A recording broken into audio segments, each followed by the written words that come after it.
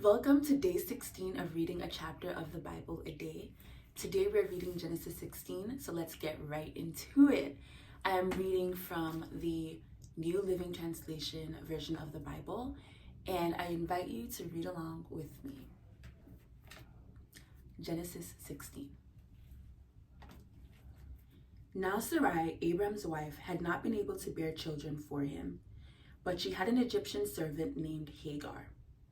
So Sarai said to Abram, "The Lord has prevented me from having children. Go and sleep with my servant. Perhaps I can have children through her." And Abram agreed with Sarai's proposal. So Sarai, Abram's wife, took Hagar the Egyptian servant and gave her to Abram as a wife. This happened 10 years after Abram had settled in the land of Canaan. So Abram had sexual relations with Hagar, and she became pregnant. But when Hagar knew she was pregnant, she began to treat her mistress Sarai with contempt. Then Sarai said to Abram, "This is all your fault. I put my servant into your arms, but now that she's pregnant, she treats me with contempt. The Lord will show who's wrong, you or me." Abram replied, "Look, she's your servant, so deal with her as you see fit." Then Sarai treated Hagar so harshly that she finally ran away. The angel of the Lord found Hagar beside a spring of water in the wilderness along the road to Shur. The angel said to her, "Hagar, Sarai's servant, where have you come from and where are you going?" "I'm running away from my mistress, Sarai," she replied. The angel of the Lord said to her, "Return to your mistress and submit to her authority." Then he added, "I will give you more descendants than you can count." And the angel also said, "You are now pregnant and will give birth to a son. You are to name him Ishmael, which means God hears. For the Lord has heard your cry of distress. This son of yours will be a wild man, as untamed as a wild donkey. He will raise his fist against everyone, and everyone will be against him. Yes, he will live in open hostility against all his relatives." Thereafter, Hagar used another name to refer to the Lord who had spoken to her. She said, "You are the God who sees me." She also said, "Have I truly seen the one who sees me?" So that well was named Beer Lahai Roy, which means well of the living one who sees me.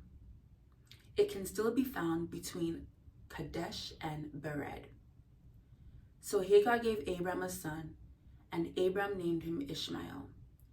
Abram was 86 years old when Ishmael was born. Now, this chapter is actually very deep, and I actually watched a teaching by Jackie Hill Perry that I'm going to link to this video because honestly, I think everybody should watch it. Jackie Hill Perry really, in a very fantastic way,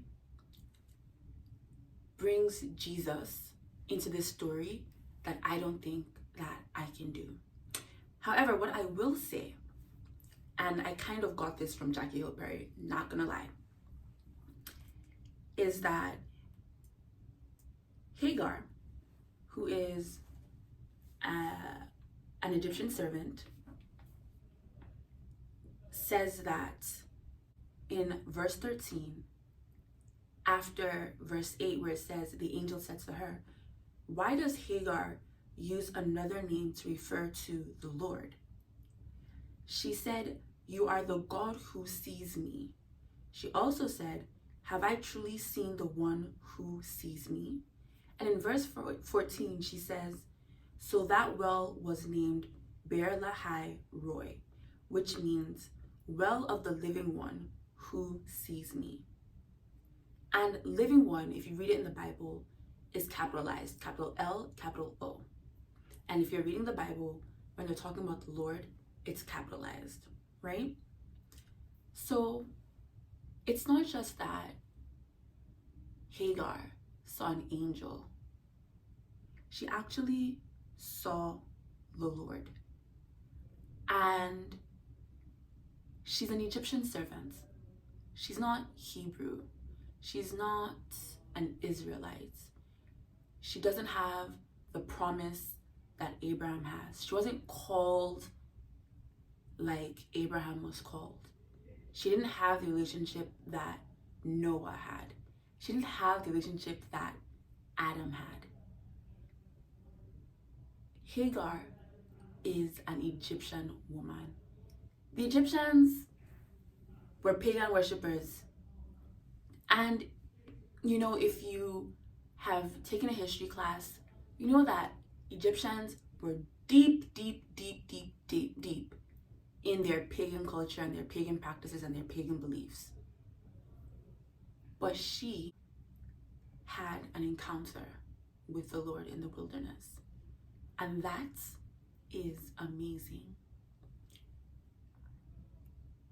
And it's encouraging to everybody who thinks that, you know, they don't meet the criteria, they don't fit the specs, or they're from this background or for that background. It doesn't matter. God can talk to you wherever you are. God can use whoever he wants to use when he wants to use them. God can speak to whoever he wants to speak to when he wants to speak to them.